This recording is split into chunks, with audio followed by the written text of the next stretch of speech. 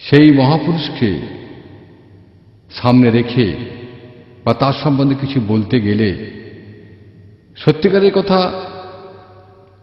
বহু গ্রন্থ এবং সেই যুগের বহু আধ্যাত্মিক জগতের তার খলিফাদের কথা জানতে হবে, যার ৩৫ জন জগৎ বিখ্যাত মহাপুরুষ যিনি তৈরি করে গেছেন, যারা এক একটা নক্ষত্র, এক একটা উজ্জ্বল জ্যোতিষ্ক।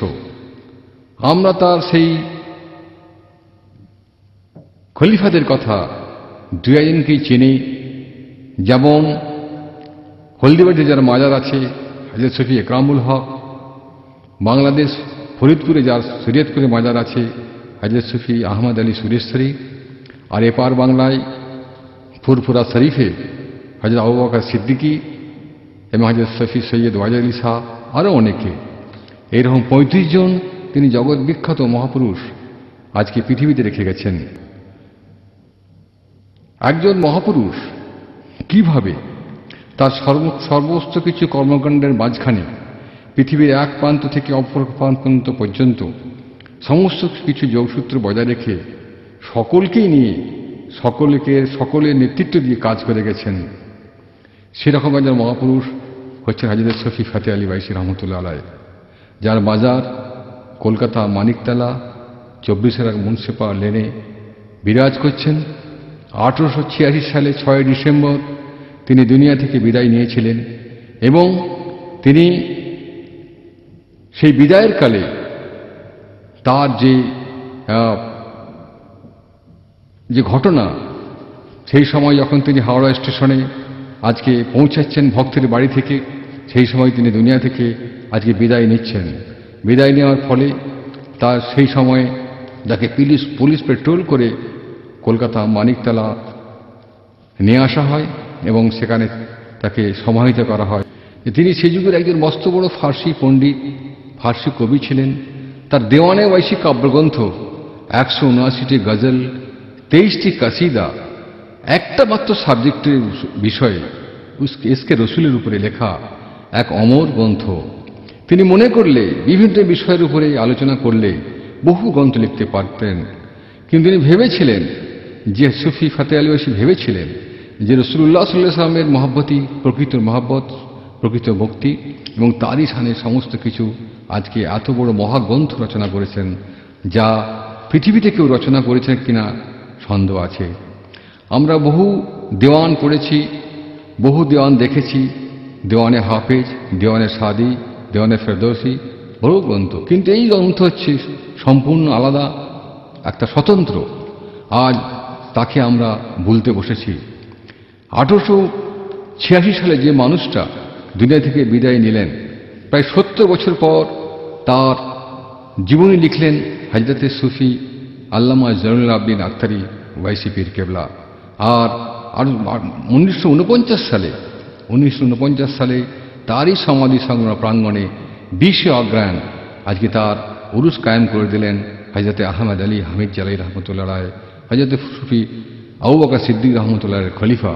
আবার সুফি আবু বকর সিদ্দিক হচ্ছেন হযরতে সুফি ফতেহ আলী বাইশীর ৩৫ জন খলিফার মধ্যে একজন অন্যতম খলিফা। বাহাদুর শাহ জাফর যখন বন্দী আছেন এবং সেই সময় যে ভারতবর্ষের বুকে ভারতবর্ষের মানুষের উপরে যে অত্যাচার হয়েছিল, সেই অত্যাচারের বিরুদ্ধে তিনি সাধারণ মানুষকে নিয়ে, সিপাহীদেরকে নিয়ে বিদ্রোহ ঘোষণা করেছিলেন এবং এই বিদ্রোহের মূল রূপকার ছিলেন হযরত সফি ফতেহ আলী বাইশী রহমতুল্লাহ আলাইহ। এই বিদ্রোহ যখন ঠিকমতো সাকসেস হলো না, ঠিক সঠিক পথে পরিচালনা হলো না, সেই সময়ে মানুষের উপরে যে অত্যাচার নেমে এসেছিল, সেই অত্যাচারের বিরুদ্ধে তিনি কলকাতা হাইকোর্টে একটা ওয়ারেন হেস্টিংয়ের বিরুদ্ধে আজকে কেস করেছিলেন এবং দেশের মানুষের উপর অত্যাচারে কমাবার জন্যে এবং ওয়ারেন হেস্টিংয়ের যে অন্যায় যে কাজ করেছে তার শাস্তির দাবিতে আজকে তিনি একটা কোর্টের অর্ডার করেছিলেন।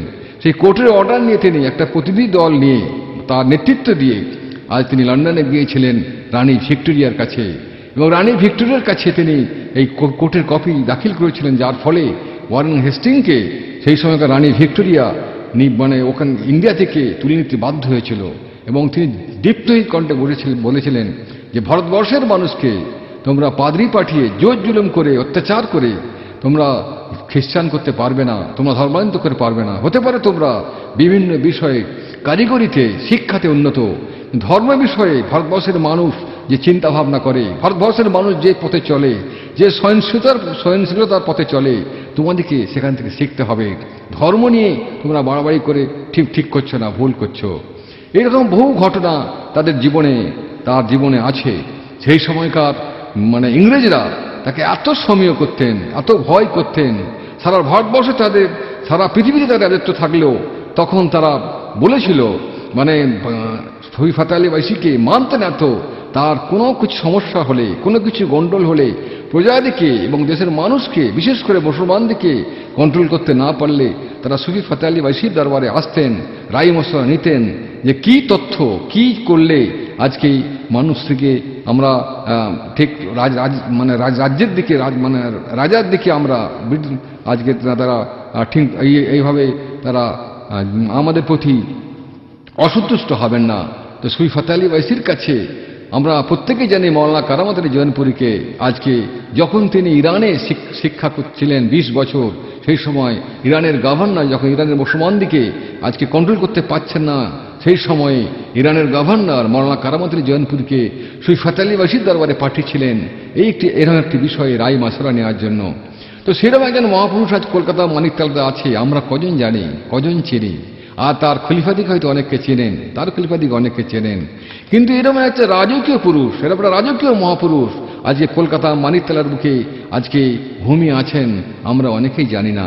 আজকে ওয়াইসি মেমোরিয়াল অ্যাসোসিয়েশন আজকে 1980 সাল থেকে যে বীজ হযরত শাহজালালি পীর কেবলা, হযরত আখতারি পীর সাহেব কেবলা বপন করে গেছিলেন, সেই বীজকে সারা পৃথিবীর বুকে ছড়িয়ে দেওয়ার জন্যে, তার আদর্শকে সারা পৃথিবীর বুকে ছড়িয়ে দেওয়ার জন্যে, তার চিন্তা ভাবনাকে সারা পৃথিবীর বুকে ছড়িয়ে দেওয়ার জন্যে, তার লেখনীকে, তার কাব্যকে হেফাজত করার জন্যে আমরা আজকে সারা ওলামারা এবং আমরা সাধারণ মানুষরা আজকে দিকে দিকে ছড়িয়ে পড়েছি।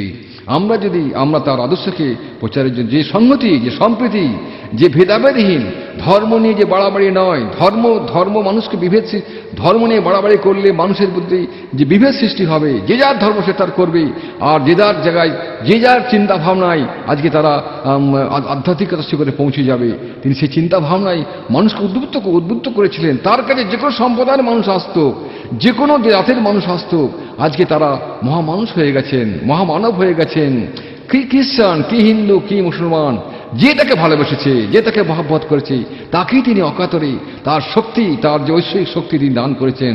তার মধ্যে রামকৃষ্ণ পরমহংসদেব, স্বামী বিবেকানন্দ এবং ব্রিটিশদের বেথুন সাহেব সবই তার কাছে এসে আল্লাহওয়ালা হয়ে গেছেন। বহু ঘটনা এর আছে। আজকে এই সংক্ষিপ্ত বক্তব্যের মধ্যে সেটা আলোচনার বিষয় নয়। আমাদের ওলামায়ে দ্বীনেরা তারা হযরত শহীদ ফাতে আলী বাইসির উপরেই আলোচনা করবেন এবং তা আপনার পরবর্তী বক্তব্য রাখবেন, তা ধীর স্থিরভাবে শুনবেন। তিনি বলেছেন, তিনি তার কাব্যের মধ্যে বলেছেন যে আমার দ্বীন আর ঈমান হচ্ছে হুব্বে রসুল, রসুলের মহব্বত। আর সেই রসুলের মহব্বতই মূল কথা। রসুলকে যে পেয়েছে, সারা পৃথিবীর সমস্ত জিনিস পেয়েছে, কারণ তিনি 18,000 মখলুকাতে তিনি নবী। 18,000 মখলুকাত যার মহব্বতে কাতর থাকে, যিনি সবার শ্রেষ্ঠ, আজকে তিনি হযরত মুহাম্মদ সাল্লাল্লাহু আলাইহি ওয়াসাল্লাম আজ পৃথিবীতে এসেছিলেন। তার স্থানে কোরআন এসেছে, তার স্থানে আমরা শান্তি পেয়েছি, তার স্থানে আমরা মানুষকে চিনতে পেরেছি। সেই রাস্তায় তিনি দেখিয়ে গেছেন। মানুষের মধ্যে আজকে ভেদাভেদ নয়, মানুষ সে ধর্ম করবে এবং ধর্মই আর যে প্রকৃত ধর্ম করবে সে আজকে সাম্প্রদায়িকতার ঊর্ধ্বে থাকবে। বহু রাজনীতিবিদ, বহু শিক্ষাবিদ, বহু সমাজবিদ আজকে জন্মেছিলেন।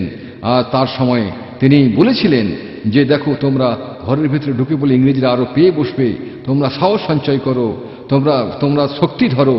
যে জাতি ভয় পায় সেই জাতি নিচের সমান আজ বলেছিলেন। তিনি বলেছিলেন যে পরাধীনতার আজকে দুর্গন্ধ বাতাস আর স্বাধীনতার পরাধীনতার আজকে সুগন্ধ বাতাস আর স্বাধীনতার যে আমাদের জমির মাটির যে উর্বর যে দুর্গন্ধ হলো আমার কাছে উত্তম। আজকে তাই তিনি স্বাধীনতার জন্য আজকে মানুষকে উদ্বুদ্ধ করেছিলেন এবং তার আদর্শেই আজকে জন্ম নিয়েছিলেন নেতাজি সুভাষচন্দ্র বোস, মওলানা আবুল কালাম আজাদ, নজরুল ইসলামের মতো, স্যার সুরেন্দ্রনাথ ব্যানার্জির মতো প্রমুখ মনীষীরা। আজকে তারই সম্বন্ধে আলোচ্য বিষয়। আমাদের ওলামায়ে দ্বীনরা আজ তার সম্বন্ধে বক্তব্য রাখবেন। আমি বক্তব্য শেষ করছি।